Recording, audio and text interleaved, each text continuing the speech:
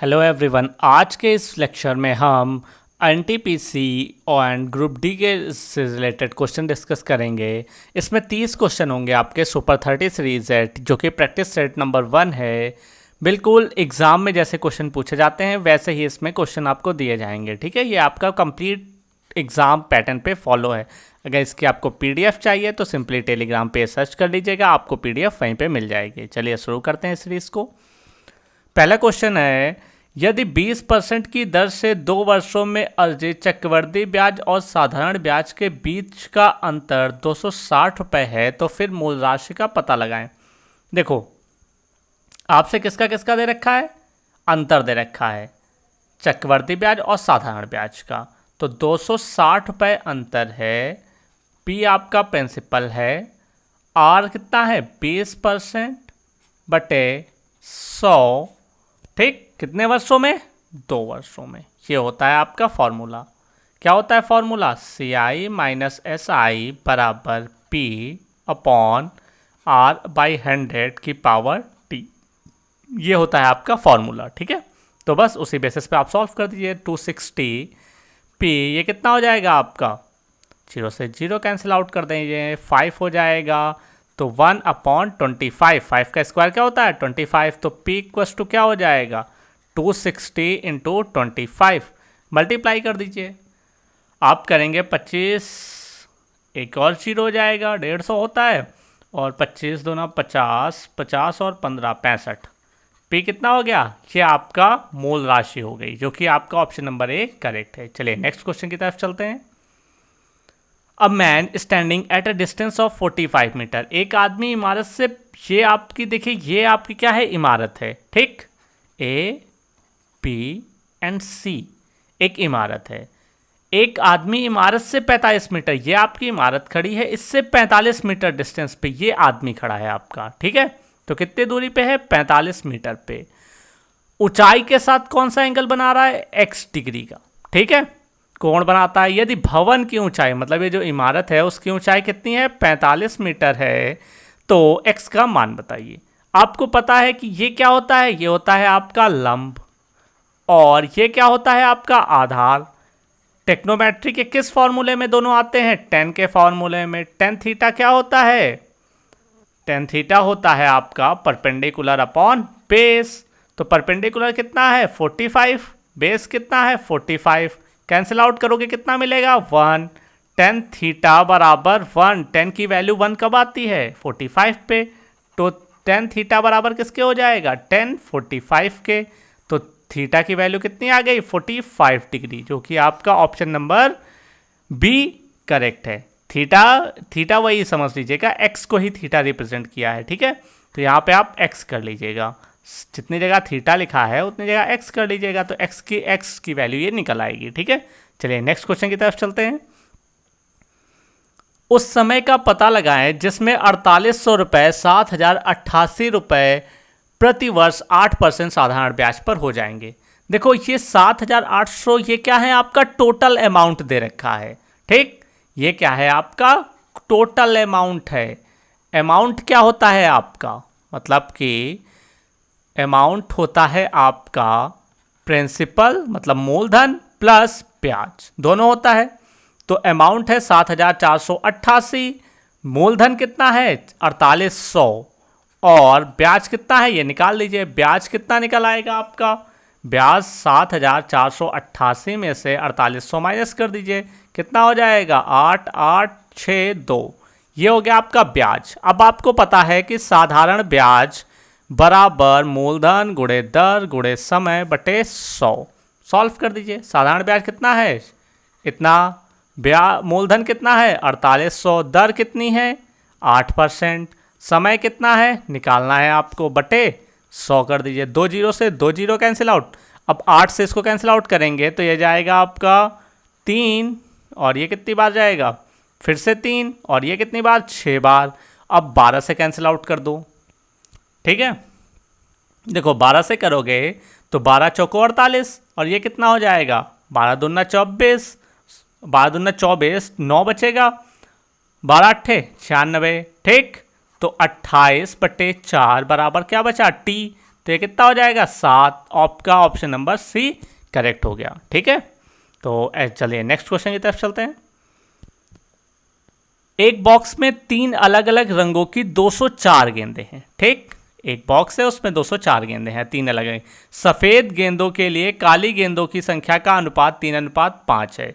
मतलब कि ब्लैक और वाइट का अनुपात दे रखा है 3:5, जबकि लाल गेंदों और काली गेंदों रेड एंड ब्लैक, ठीक, रेड और ब्लैक का अनुपात कितना दे रखा है, जबकि लाल गेंदों के लिए काली गेंदों का उल्टा हो गया, ब्लैक एंड रेड है आपका। ठीक है, कितना है 6:1। ठीक, तो आपको सबसे पहले क्या करना है, दोनों को सेम कर लेना। देखो इसमें काली गेंदें कितनी हैं 6, इसमें कितनी है 3। दोनों को सेम करने के लिए क्या करोगे, इसमें 2 से गुणा कर दो सिंपली। तो ब्लैक वाइट और रेड ये कितना हो गया 6, ये हो गई 10, ये कितना हो गया 1। ये तीनों का रेशियो आपका निकल आया। ठीक, तो यही तो टोटल गेंदें होंगी। तो 204 किसके बराबर हो जाएगा, 6 + 10 + 1 के। आपसे पूछा किसका गया है, लाल गेंदों का। तो लाल गेंदें कितनी है गुणे 1, इसको सॉल्व कर दो आपका आंसर हो जाएगा। तो 204/17 गुणे 1, ठीक, 17 से गुणा कर दो, 17 करना 17, 17 दूना 34, आपका 12 होंगी लाल गेंदें। रेड बॉल्स कितनी हो जाएंगी आपकी 12 गेंदें। ठीक, ऑप्शन नंबर डी करेक्ट है। चलिए नेक्स्ट क्वेश्चन की तरफ चलते हैं।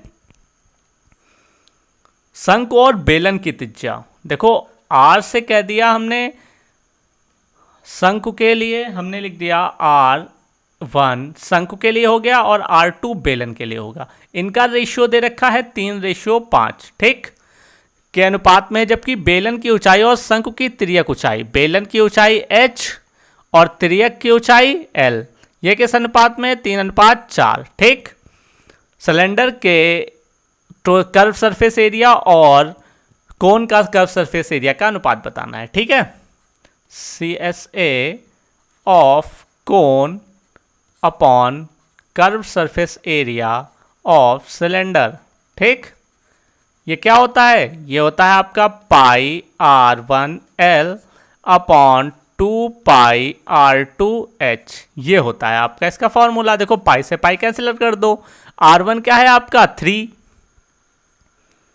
और l कितना है आपका 4/2 गुणे r2 कितना है आपका 5 और h कितना है 3, कैंसिल कर दो, 3 से 3 कट जाएगा, 2 से इसको कैंसिल करोगे ये 2 बचेगा, तो कितना आ गया 2/5। इसे क्या लिख सकते हो 2:5, जो कि आपका ऑप्शन नंबर सी करेक्ट है। ठीक है, उम्मीद करते हैं क्वेश्चन समझ में आ गया होगा। चलिए नेक्स्ट क्वेश्चन की तरफ चलते हैं। एक आदमी ने 4 किलोमीटर की गति से 16 किलोमीटर और 5 किलोमीटर प्रति घंटा की गति से 10 किलोमीटर की यात्रा की, उसकी औसत चाल क्या है। आपको पता होना चाहिए कि औसत चाल का फॉर्मूला होता है टोटल दूरी बटे टोटल समय, यानी कि कुल समय। ठीक, अब उसने देखो कितनी टोटल दूरी तय की, 16 किलोमीटर और 10 किलोमीटर, 16 किलोमीटर प्लस 10 किलोमीटर, ये उसने टोटल दूरी तय की। समय कितना लगा, देखो समय पहले में कितना लगेगा आपको, 16 किलोमीटर जाना है 4 की चाल से, तो कितना लगेगा 4 घंटे, ये पहला समय हो गया। दूसरे वाले केस में कितना समय लगेगा आपको, आपको जाना है 10 किलोमीटर कितनी देर में, 5 किलोमीटर की चाल में। 10 किलोमीटर 5 की चाल से जाओगे तो कितना लगेगा 2 घंटे, तो टोटल कितना समय लगेगा 4 घंटे प्लस 2 घंटे, ये हो गया आपका टाइम।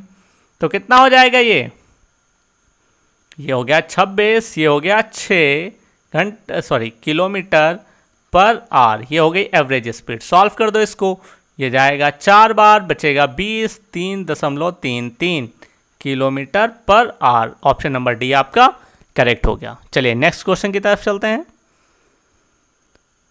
राम की आय 20% बढ़ जाती है और व्यय 35% बढ़ जाता है, जबकि उसकी प्रारंभिक व्यय और बचत का संबंधित अनुपात, मतलब पहले का व्यय मतलब एक्सपेंडिचर, चलो हिंदी में ही लिख देते हैं, व्यय व बचत ये किसके बराबर होगा, उसकी आय का।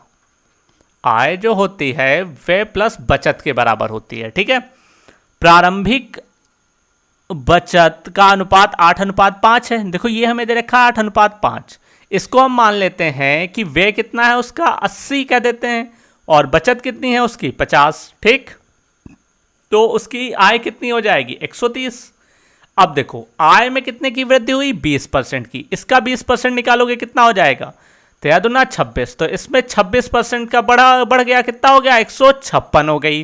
ठीक, वे में क्या हुआ 35% की बढ़ोतरी हो गई, तो 35 इसका कितना होगा 80 गुणे 35/100 कर दो, एक जीरो से एक जीरो कैंसिल आउट, ये कितना बचेगा 5, ये बचेगा 4, ये हो जाएगा 7, 28, कितना बढ़ेगा 28, तो यानी कि 108। ठीक, तो इसमें कितने का होगा, देखो 156 में से 108 माइनस कर दो, 156 आए है उसमें से वे कितना हुआ 108, तो बचत ही तो बची, 156 में से 108 माइनस करेंगे तो 8 और ये 4 48, तो बचत कितनी हुई 48 की। आपसे किस में पूछा गया है प्रतिशत कमी, पहले बचत कितनी हो रही थी 50 की, अब कितने की हो रही है 40 की, तो कितने कम हो गए 2, इसमें कितने का फर्क आ गया 2 का, किस पे आया 50 पे, गुणे 100 कितना हो जाएगा 2 बार जाएगा, 2 दूनी 4, कितने की कमी हो गई 4% की कमी हो गई उसकी बचत में। ठीक, ऑप्शन नंबर सी करेक्ट। चलिए नेक्स्ट क्वेश्चन की तरफ चलते हैं। पाइप पी 18 मिनट ए में एक टैंक का 50% भर देती है। सिंपल है, देखो 50% अगर 18 घंटे में भर रही है तो 50% अगर भर रही है वो 18 मिनट में, तो 100 में कितनी देर में भरेगी, दो साइड 2 से गुणा कर दो, तो 100% भरने में कितना समय लगेगा 36 मिनट। ठीक, ये तो समझ गए होंगे। तो चलिए देखिए पी कितनी देर में भर रहा है 36 मिनट में, क्यू कितनी देर में भर रहा है 48 मिनट में भरता है, तथा यदि pipe P Q are 20 minute में भरते हैं, तीनों मिलके पी क्यू आर तीनों मिलके कितनी देर में भर रहे हैं 20 मिनट में, तो टैंक को खाली करने में के लिए अकेले आर द्वारा लिया गया समय ज्ञात करना है आपको। ठीक है, टैंक क्या होगा खाली, तो आपको पता होना चाहिए। इसका एलसीएम ले लीजिए इन तीनों का, कितना हो जाएगा आपका, इसका हो जाएगा 144 और इसको लाने के लिए ये हो जाएगा 720। ठीक, ये हो गया एलसीएम। अब इनकी क्षमता निकाल दीजिए, क्या निकाल देंगे आप क्षमता, 1 घंटे का 1 मिनट में जितना काम करेंगे उसको उसकी क्षमता कहेंगे। ठीक है, इसको डिवाइड करेंगे कितना आ जाएगा आपका 20, इसको करेंगे 15 और इसको करेंगे तो आपका 36। ठीक, अब P और Q प्लस R तीनों मिलके भर रहे हैं 36, इसमें से P Q कितना भर रहे हैं 35, तो कौन बचेगा भरेगा R ही तो भरेगा, R कितना भरेगा 36 माइनस 35 1, R भर रहा है 1 मिनट में 1, तो 720 कितनी देर में भरेगा, डिवाइड कर दो 60 से, घंटे में चेंज हो जाएगा और ये कितना हो जाएगा 12 घंटे, जो कि आपका ऑप्शन नंबर ए करेक्ट है। ठीक है, 12 घंटे हो गया, ये हो गया आपका आंसर। चलिए नेक्स्ट क्वेश्चन की तरफ चलते हैं। त्रिज्या 9 सेंटीमीटर की एक गोलाकार गेंद की कुल सतह क्षेत्रफल ज्ञात कीजिए, यानी कि सरफेस स्फेरिकल सरफेस एरिया निकालना है, टोटल सरफेस एरिया। ठीक, टोटल सरफेस एरिया स्फेयर का होता है 4 पाई आर स्क्वायर, 4 गुणे पाई की वैल्यू हमसे कहा है 3 यूज करने के लिए, और कितना है 9 गुणे 9। ठीक, सॉल्व कर दो, ये 81 हो जाएगा, 4 गुणे 3 गुणे 81, ये कितना हो जाएगा 12 गुणे 81, 12 से गुणा कर दो, 12 करना 12, 12 अट्ठे 96, 97 सेंटीमीटर स्क्वायर या स्क्वायर सेंटीमीटर, जो कि आपका ऑप्शन नंबर डी आपका करेक्ट है। ये गलती से हो गया, ऑप्शन नंबर डी आपका करेक्ट है। चलिए नेक्स्ट क्वेश्चन की तरफ चलते हैं। द ए और बी का ज्यामितीय माध्य कितना है 7, और ए बी और सी का ज्यामितीय माध्य कितना है भी 7 है, सी का मान ज्ञात कीजिए। देखो ज्यामितीय माध्य या ज्योमेट्रिक मीन जीएम, ये होता है आपका सबका मल्टीप्लिकेशन A4, ऐसे ही चलता जाएगा कहाँ तक ए तक, और इसकी पावर a/n, मतलब जितने नंबर टर्म होंगे उसका उतना अंडर रूट। ठीक, जैसे आपका ए बी का कहा गया, तो ए बी का जीएम क्या हो जाएगा अंडर रूट ए बी। ठीक, ये कितना है आपका 7, तो अंडर रूट हटा दो, ए बी कितना हो जाएगा 7 का कितना हो जाएगा 49। ठीक, अंडर रूट हटेगा इधर स्क्वायर हो जाएगा आपका, इसी तरीके से ए बी सी, इसका क्या हो जाएगा क्यूब रूट, ये कितना है 7, तो ए बी सी कितना हो जाएगा 343। ठीक, अब इसमें से सी निकालना है तो सी क्या हो जाएगा 343 बटे ए बी, तो ए बी की वैल्यू आपको पता ही है कितनी है 49, डिवाइड कर दो कितना आ जाएगा 7, तो ये आपका ऑप्शन नंबर बी करेक्ट हो गया। फिर से समझ लो, ये एक अच्छा क्वेश्चन है। जो आपका ज्यामितीय माध्य होता है वो उन सबका गुणा होता है और उनकी जो सबसे लास्ट पावर होती है, जैसे इसमें कितने टर्म थे 1 2, 2 थे तो स्क्वायर रूट लिख लिया, इसमें कितने टर्म हो गए 1 2 3, 3 टर्म तो क्यूब रूट लिख लिया। वैसे ही इनको सॉल्व करते हैं। चलिए नेक्स्ट क्वेश्चन की तरफ चलते हैं। नेक्स्ट क्वेश्चन है, एक आदमी ने एक ही समय अवधि के लिए 2 योजनाओं ए और बी में 7200 रुपए जमा किए। ठीक, कितने रुपए 7200 रुपए जमा किए, जो क्रमशः 8% और 10% प्रतिवर्ष की दर से साधारण ब्याज प्रदान करते हैं। यदि कुछ समय के लिए उसके द्वारा अर्जित कुल साधारण ब्याज 8.8% था तो स्कीम ए में जमा की गई राशि, देखो इसको हम एलिगेशन से लगाएंगे, यानी कि मिश्रण से, इसको हम मिश्रण से लगाएंगे, बहुत ही आसानी से इससे सॉल्व हो जाएगा। बाकी भी तरीके कर सकते हो पर मिश्रण से आराम से सॉल्व हो जाएगा। देखो 2 में लगा रहा है ए और बी लगा रहे हैं, ए लगा रहा है 8% पे, बी लगा रहा है 10% में, और टोटल कितना मिल रहा है 8.8%। तो इसको इससे माइनस करके लिख देंगे, सॉरी इससे इसको माइनस करो, कितना हो जाएगा आपका 1.2। अब इससे इसको माइनस कर दो, कितना हो जाएगा आपका 0.8।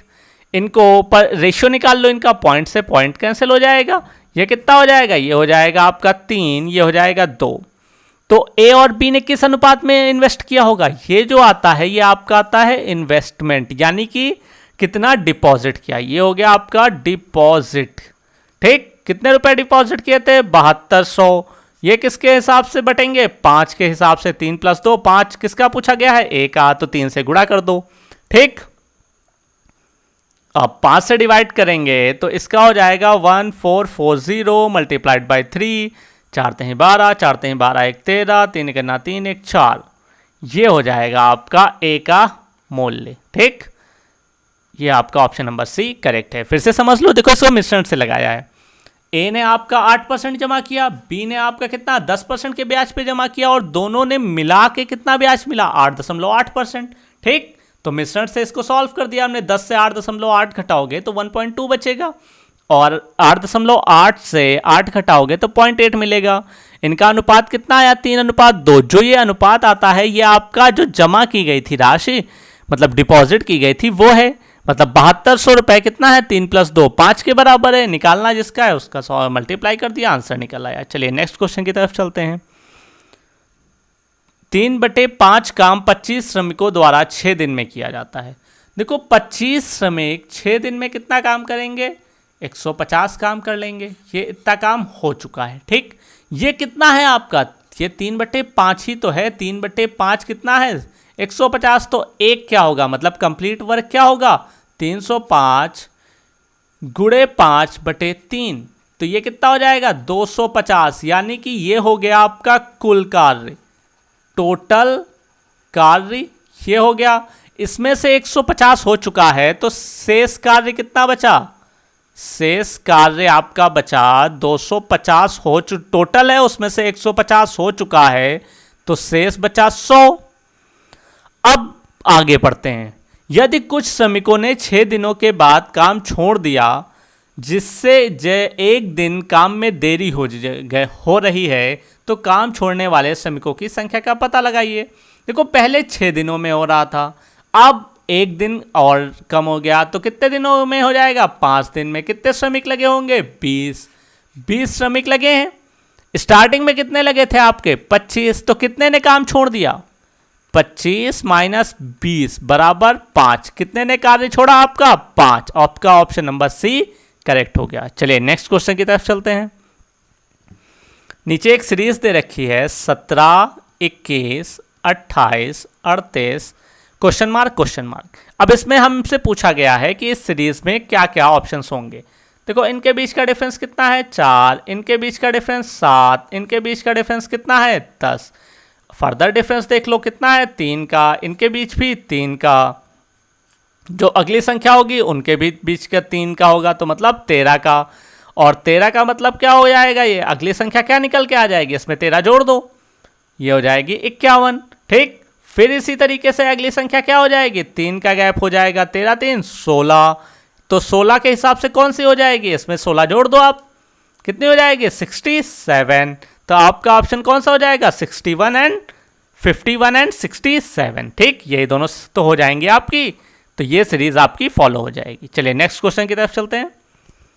Find the largest number dividing से 603, 1698 और 1041 and living the same reminder in each case.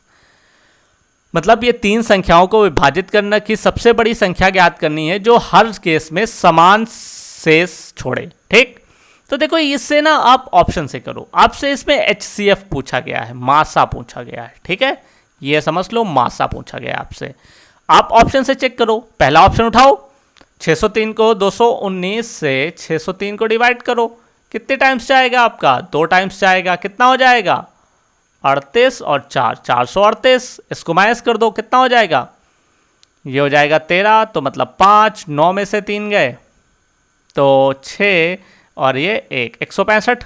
अगला 1698, देखो 2 को आपको चेक कर लेना है, तीसरा ऑटोमेटिक सही हो जाएगा। ठीक, 219 से डिवाइड कर दो, कितना हो जाएगा, कितनी बार जाएगा 200, ये जाएगा आपका 7 बार। ठीक, 7 बार जाएगा आपका, 9 7 63, यहाँ से लगे 6, तो 7 करना 7 7 6 13, यहाँ से लगा 1 7 14 1 15, माइनस कर दो 5 6 1। देखो दोनों में सेम रिमाइंडर मिल रहा है, बस इतना आपको चेक करना है, इससे ज़्यादा नहीं। कौन सा आपको ऑप्शन हो जाएगा करेक्ट, ए वाला। अगर ए ना करेक्ट होता तो फिर बी से चेक कर लेते, बी ना होता तो सी और डी से, जिससे सही आएगा उससे चेक कर लेंगे। चेक करना चाहें तो अगला भी चेक कर लीजिए, इसको डिवाइड करेंगे 219 से तो कितना जाएगा, कितनी बार जाएगा ये आपका, ये जाएगा आपका 4 बार।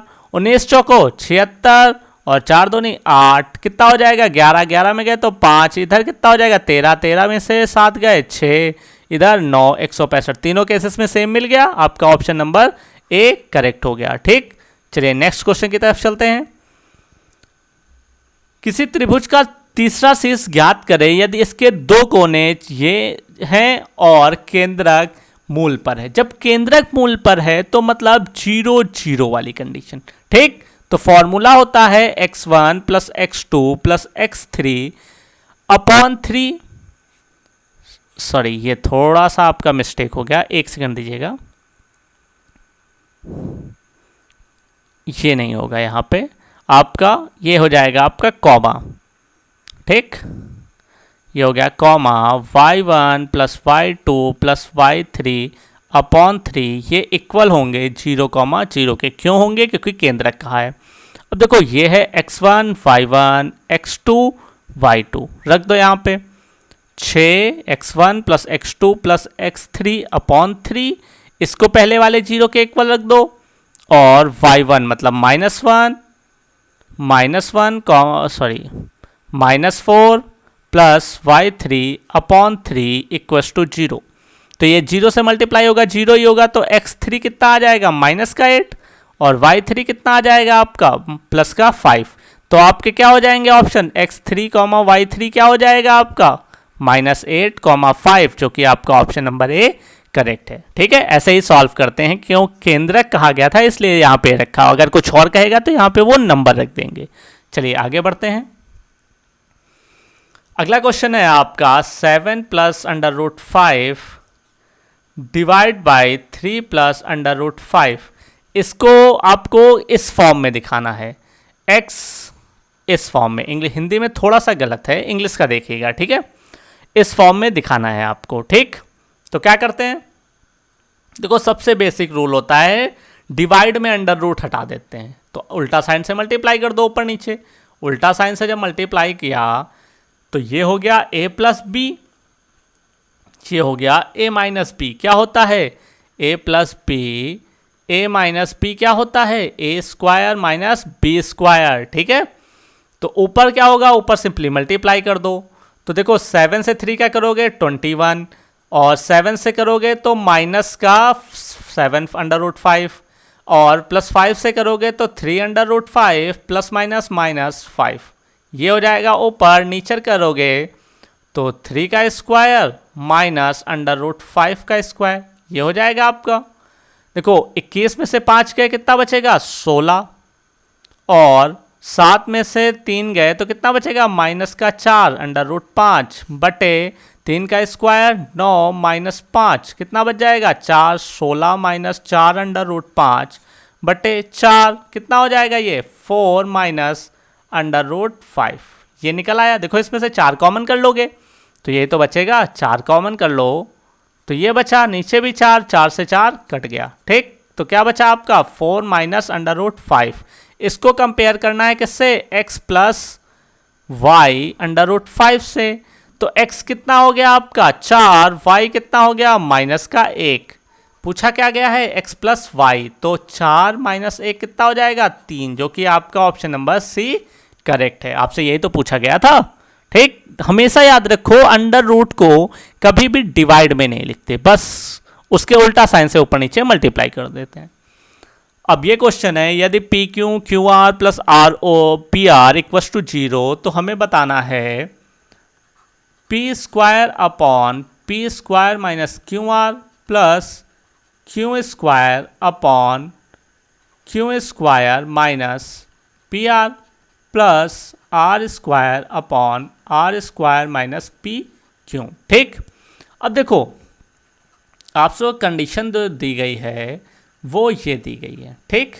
तो इसमें क्यू आर क्या हो जाएगा माइनस का क्यू आर इधर ले जाओ, तो P Q plus P are बराबर क्या हो जाएगा माइनस का क्यू आर, बस यही चीज़ हर बार रख देनी है। तो P square upon P square minus, ये इसकी वैल्यू क्या हो गई आपकी प्लस का पी क्यू प्लस का पी आर, सेम इसी तरीके से इसकी वैल्यू हो जाएगी Q square plus P are. अब इसी तरीके से पी आर इधर ले जाओगे तो बचेगा क्या, यही दोनों तो बचेंगे P Q plus Q R, ठीक। इसी तरीके से अगला ले लो R square upon R square plus P Q इधर ले गए तो बचा क्या, यही दोनों तो बचेंगे आपके Q R plus P R, ठीक। अब देखो इसमें तीनों में p कॉमन है, पी स्क्वायर अपॉन पी बाहर ले लोगे तो p plus Q plus R बचेगा, ठीक। इसी तरीके से इसमें q कॉमन है, q बाहर ले लोगे तो q plus p plus R बचेगा आपका।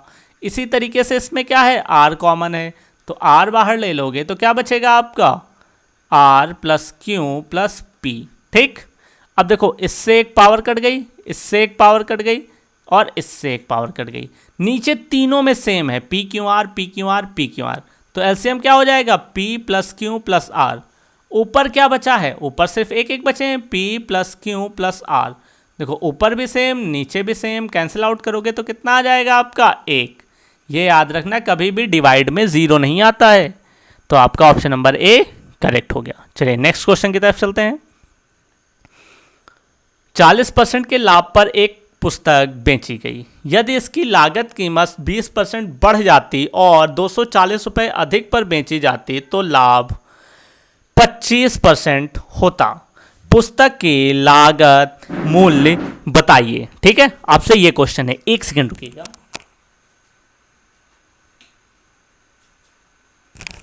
तब तक आप लोग क्वेश्चन पढ़िए।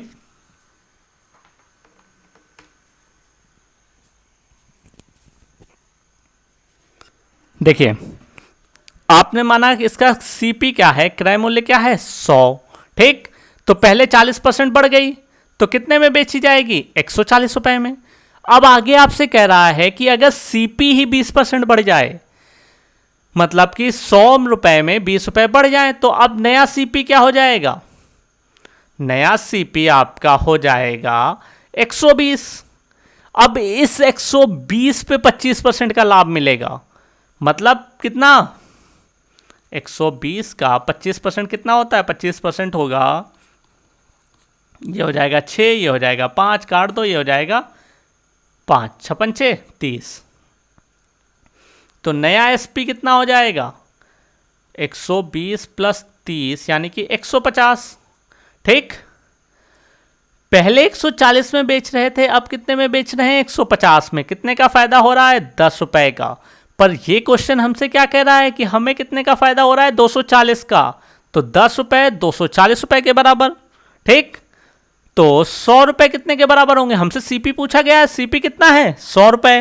ठीक, तो 100 रुपए किसके बराबर हो जाएंगे? 2400 रुपए के बराबर। क्या करो? सिंपली 10 से गुणा कर दो इस दोनों साइड।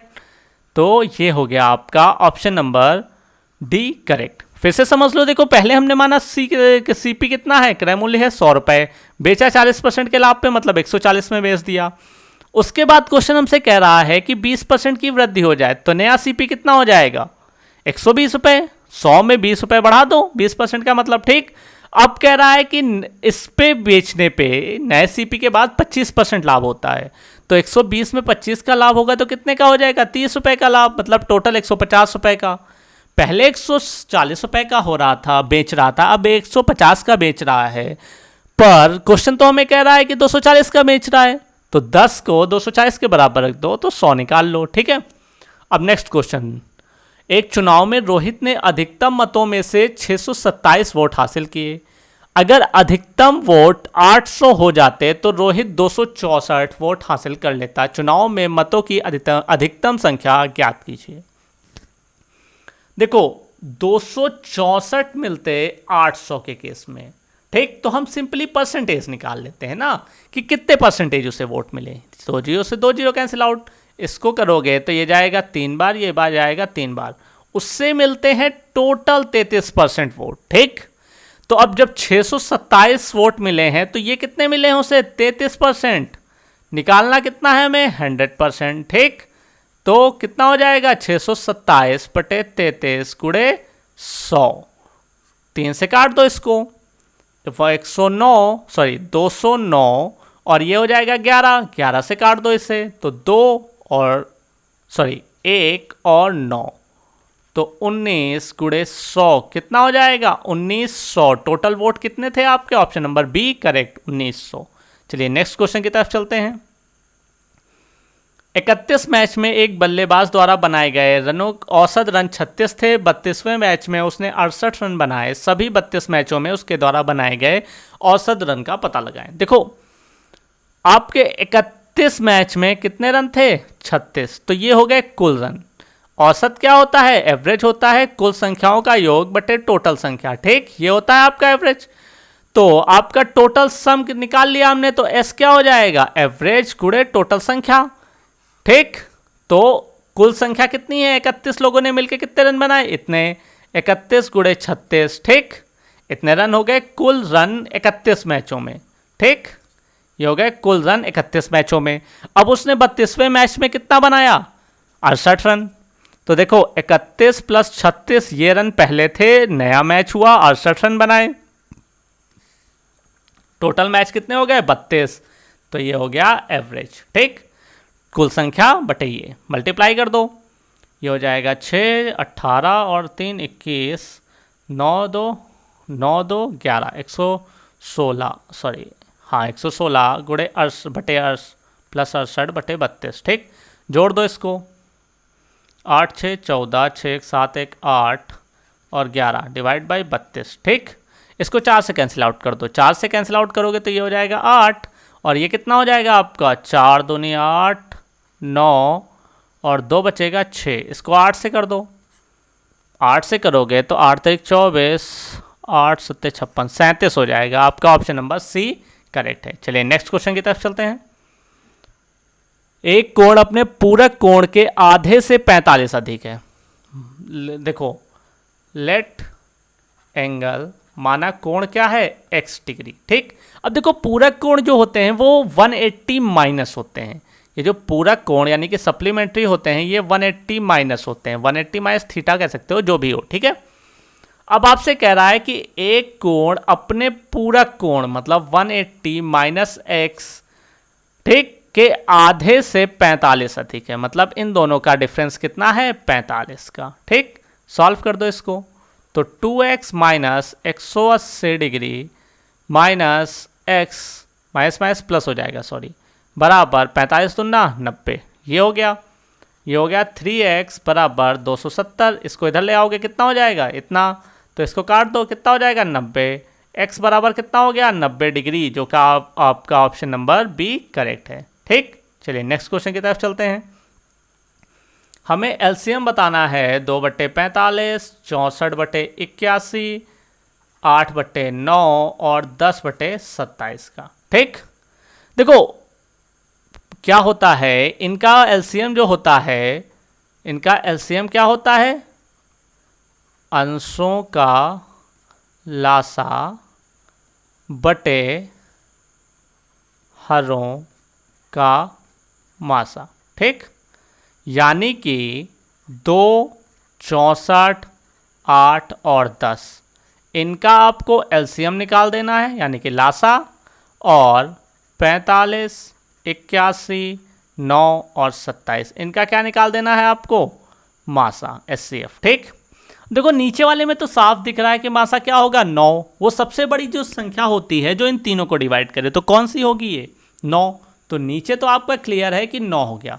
ऊपर क्या होगा, ऊपर देखिए, देखो इन सब में ये क्या है 2 की घात 1, ये क्या है 2 की घात 6, ये क्या है 2 की घात 3, इसे क्या लिख सकते हो 2 गुणे 5, तो 2 की घात सबसे बड़ी कौन सी है 6, गुणे 5 कर दो बस, 64 पंचे 320/9, आपका ऑप्शन नंबर ए करेक्ट है। ठीक, ये तरीका नहीं समझ में आता तो ऐसे भी कर सकते हो 2, 64, 8 और 10। ठीक, इससे भी सॉल्व कर सकते हो आप, किससे करोगे 2 से करोगे तो 1, 64 का कितना हो जाएगा आपका, 64 को 2 से करोगे तो 32, ये 4, ये 5। ठीक, अब इसको 5 से उड़ा दो तो 1, 32, 4, 1। ठीक, फिर से 4 से कर दो तो 1, 8, 1, 1, फिर 8 से कर दो तो सब 1, 1, 1, 1, 8 चौक 32, 32 दूना 64, 64 पर से 320, वही आ जाएगा। ठीक है, चलिए आगे चलते हैं। यदि cos 2 थीटा बराबर 1/2, ठीक, अब देखो cos 2 थीटा 1/2 किसकी वैल्यू होती है, cos 60 डिग्री की, तो 2 थीटा किसके बराबर हो गया 60 डिग्री के, तो थीटा किसके बराबर हो गया 30 डिग्री के। ठीक, हमसे क्या पूछा गया है cot 75 माइनस थीटा, तो cot 75 माइनस 30 कर दो कितना बचेगा, cot 45, इसकी वैल्यू क्या होती है आपकी 1, याद होनी चाहिए, आंसर नंबर सी। ठीक, चलिए आगे बढ़ते हैं। एक दूध और पानी के एक मिश्रण में दूध 80% है, मतलब क्या है कि देखो मिल्क है और वाटर है, दूध अगर 80% है तो बचा 20% कौन होगा, पानी, तो इनका अनुपात कितना हो जाएगा 4:1 का है। ठीक, यदि मिश्रण में 20 लीटर पानी डाला जाए, मतलब अगर ये कितना है आपका 4A कह दिया मिल्क है, और वाटर कितना है A सिर्फ। ठीक, तो अगर 4A मिल्क है और A वाटर है तो इसमें कितना पानी डालना है, हम 20 लीटर पानी डाला जाए तो परिणामी मिश्रण में दूध की मात्रा पानी की मात्रा से 2 गुनी होगी। ये क्या है दूध, तो ये 2 गुनी होगी किससे, पानी से। ठीक, अब सॉल्व कर दो, तिरछा गुणा कर दो, इसको इधर मल्टीप्लाई, इसको इधर मल्टीप्लाई, 4A बराबर 2A प्लस 20, तो 2A बराबर 20, A बराबर कितना हो जाएगा आपका, सॉरी 20 नहीं होगा, ये हो जाएगा आपका 40, ये हो गया आपका 40, कितना हो जाएगा आपका 40, कुछ गलत कर दिया क्या हमने, चेक कर लेते हैं। यदि मिश्रण 20 लीटर पानी डाला जाए तो A था 20 लीटर डाला, 2 से मल्टीप्लाई कर दिया तो 2A प्लस 40। ठीक है, A बराबर कितना आ जाएगा 20। ठीक, A कितना आ गया 20, टोटल हमें पूछा गया है कुल कितना है 5A, 5 इंटू A कितना है 20, यानी कि 100 लीटर प्रारंभिक मिश्रण था आपका, ऑप्शन नंबर डी करेक्ट है। चलिए आगे बढ़ते हैं। यदि sec theta plus tan theta बराबर x, तो x square minus 1 upon X square plus 1 क्या होगा, देखो x की जगह पे रख दो sec theta plus tan theta का whole square minus 1 upon sec theta plus tan theta का होल स्क्वायर प्लस 1। ठीक, अब इसका होल स्क्वायर खोल दो, sec square theta plus tan square theta plus 2 sec theta tan theta minus 1, ठीक, बटे sec square theta plus tan square theta plus 2 sec theta tan theta plus 1। अब आपको पता होना चाहिए कि सेक square theta minus tan square theta होता है 1, ठीक, इसका हम यूज़ करेंगे। देखो सेक स्क्वायर थीटा माइनस 1 कितना हो जाएगा आपका, ten square theta, ten square theta 2 बार हो जाएगा प्लस का 2 सेक थीटा टेन थीटा, ठीक, नीचे क्या हो जाएगा टेन स्क्वायर थीटा प्लस 1 क्या होता है सेक स्क्वायर थीटा, तो ये हो जाएगा 2 सेक स्क्वायर। देखो इसमें इसको लिया हमने और इसको लिया, पहले वाले केस में इसको लिया था और इसको लिया था, इनकी वैल्यूज चेंज कर देंगे, ठीक, नीचे क्या हो जाएगा 2 सेक थीटा टेन थीटा। देखो दो दोनों में कॉमन है, 2 कॉमन कर लो, ऊपर टेन थीटा कॉमन है, नीचे क्या कॉमन है सेक थीटा कॉमन है, बचेगा क्या ऊपर, ऊपर बचेगा tan theta plus sec theta, नीचे क्या बचेगा sec theta plus tan theta, दोनों सेम है, कैंसिल आउट कर दो, 2 से 2 कट जाएगा। अब देखो टेन थीटा क्या होता है आपका sine theta upon cos theta, और कॉस से क्या होता है 1 upon cos theta, cos theta से कॉस थीटा काट दो, कितना बचेगा साइन थीटा, जो कि आपका ऑप्शन नंबर डी करेक्ट है, ठीक। चलिए नेक्स्ट क्वेश्चन की तरफ चलते हैं। 36 किलोमीटर अनुप्रवाह को कवर करने के लिए एक नाव द्वारा लिया गया समय 24 किलोमीटर के ऊर्ध्व प्रवाह को कवर करने के लिए नाव द्वारा लिए गया समय समान है, यानी कि टाइम दोनों के लिए बराबर है। यदि अनुप्रवाह की गति 45 किलोमीटर प्रति घंटा है तो फिर धारा की गति ज्ञात करनी है। देखो x प्लस फाइव कह दिया, ये है हमारा है अप स्ट्रीम, ठीक, और डाउन स्ट्रीम में स्पीड क्या है हमारी, डाउन स्पीड है x माइनस फाइव, ठीक, सॉरी ये उल्टा हो गया, ये माइनस कर दो यहाँ पे प्लस कर दो, ये उल्टा हो गया था, ठीक है। अब आपको देखो डाउन स्ट्रीम का देखा है कि 36 किलोमीटर कितनी स्पीड से 45 की स्पीड से ट्रेवल करता है, तो कितना टाइम लगेगा, इससे काट दो, 9 से काटोगे तो ये 4 ये 5, 4/5 समय लगता है, ये हो गया टाइम, घंटे लगते हैं, ठीक है। अब आपसे कहा गया है इतने ही समय में वह 24 किलोमीटर अप स्ट्रीम में ट्रैवल करता है, तो अप स्ट्रीम का निकाल लो, स्पीड निकाल लो, 24 किलोमीटर 4/5 में कवर करेगा तो ये कितना हो जाएगा आपका 6, तो 30 हो जाएगा, 30 kilometre per hour. Down stream हमें पता था 45 किलोमीटर प्रति घंटा, अप स्ट्रीम हमने निकाल ली 30 किलोमीटर प्रति घंटा। अब आपको पता है कि हमें किसकी पूछी गई है, धारा की चाल, यानी कि y क्या हो जाएगा 45 माइनस 30/2, तो 15/2 मतलब 7.5 किलोमीटर प्रति घंटा, जो कि आपका ऑप्शन नंबर डी करेक्ट है। चलिए आगे बढ़ते हैं। दिए गए आंकड़े में BC क्या है आपका, व्यास है, डायमीटर, ठीक, BC आपका डायमीटर है, ये हो गया। यदि BC 15 सेंटीमीटर है और AB 12 सेंटीमीटर है तो AC की लंबाई, देखो व्यास से जो ये एंगल बनता है ये हमेशा 90 बनता है, ये याद रखना है। तो ये हो गया आपका कर्ण यानी कि हाइपोटेनस, ठीक, ये हो गया आपका आधार, ठीक, यानी कि बेस, और ये क्या हो गया लंब यानी कि परपेंडिकुलर। तो आपको पता है कि कर्ण का स्क्वायर बराबर लंब का स्क्वायर प्लस आधार का स्क्वायर, ये तो होता है।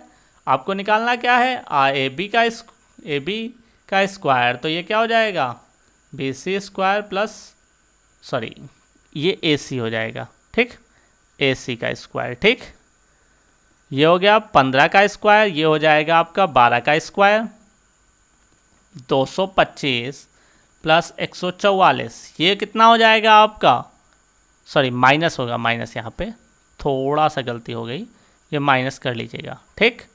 तो इसको माइनस करो, 225 में से 144 घटाओगे तो कितना बचेगा 81, अंडर रूट लगा दो, कितना हो जाएगा 9, तो AB क्या आ जाएगा 9 सेंटीमीटर, ठीक, जो कि आपका ऑप्शन नंबर डी है, करेक्ट है। चलिए नेक्स्ट क्वेश्चन की तरफ चलते हैं। ए बी और सी डी दो समांतर रेखाएं हैं, लाइन पी और क्यू पर अनुच्छेदित करती हैं। ये एक डायग्राम है, ठीक है। देखो आपको कोड दे रखा है आर पी ओ, ये कोड दे रखा है 52 का, और आर ओ क्यू ये कोड दे रखा है आपको 92 का। देखो ये एक सीधी रेखा है, ठीक। अब जब सीधी रेखा पे आप कोड बनाओगे तो आपका जो कोड बनेगा ये वाला, ये टोटल कितना होगा 180। 180 में से 92 घटा दो, कितना बचेगा आपका 88। तो ये वाला कोड कितना है आपका 88, ठीक। ये क्या है आपका P O R. P O R क्या है, एक ट्रायंगल है। ट्रायंगल का कितना होता है सम 180। 180 है तो इनको जोड़ दो, ये कितने हो जाएंगे 140। 180 में 140 गए तो कितना बचेगा 40 डिग्री। तो ये कोण कितना निकल आया आपका 40 डिग्री। अब ये कोण और ये कोण क्या है, एकांतर कोण है, ठीक है, अल्टरनेट एंगल है। तो आपसे पूछा क्या गया ओ एस क्यू कितना हो गया 40 डिग्री। आपका ऑप्शन नंबर सी करेक्ट है। चलिए आगे बढ़ते हैं। ये हमारा लास्ट क्वेश्चन है। ये है कुछ इस तरीके से, √289 प्लस √529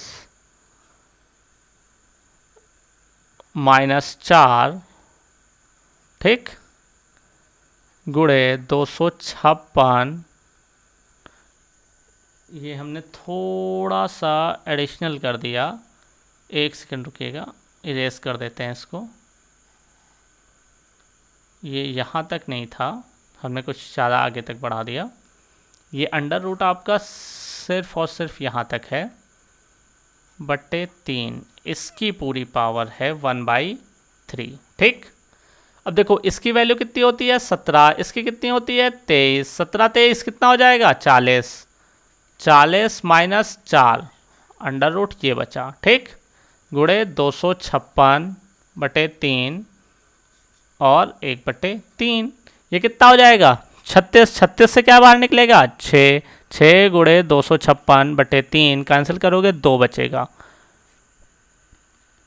ये कितना हो जाएगा 512 की घात 1/3, यानी कि ये 8 आंसर हो जाएगा। ऑप्शन नंबर सी करेक्ट है, ठीक। तो आज हमने इतने टॉपिक्स डिस्कस करे, तो आज के लेक्चर में सिर्फ इतना ही था।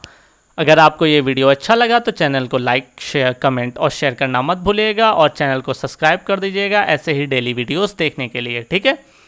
और अगर इसकी पीडीएफ चाहिए तो टेलीग्राम पे सिंपली ये सर्च कर लीजिएगा, क्वांट प्रो बाय अभय, बिना किसी स्पेस के आपको चैनल वहीं पे मिल जाएगा, ठीक है। तो तब तक के लिए आप ऐसे ही पढ़ाई करते रहिएगा और इसी सीरीज़ को फॉलो करते रहिए, आपकी सीरीज़ अच्छी रहेगी। चलिए नेक्स्ट वीडियो में मिलते हैं, तब तक के लिए गुड बाय।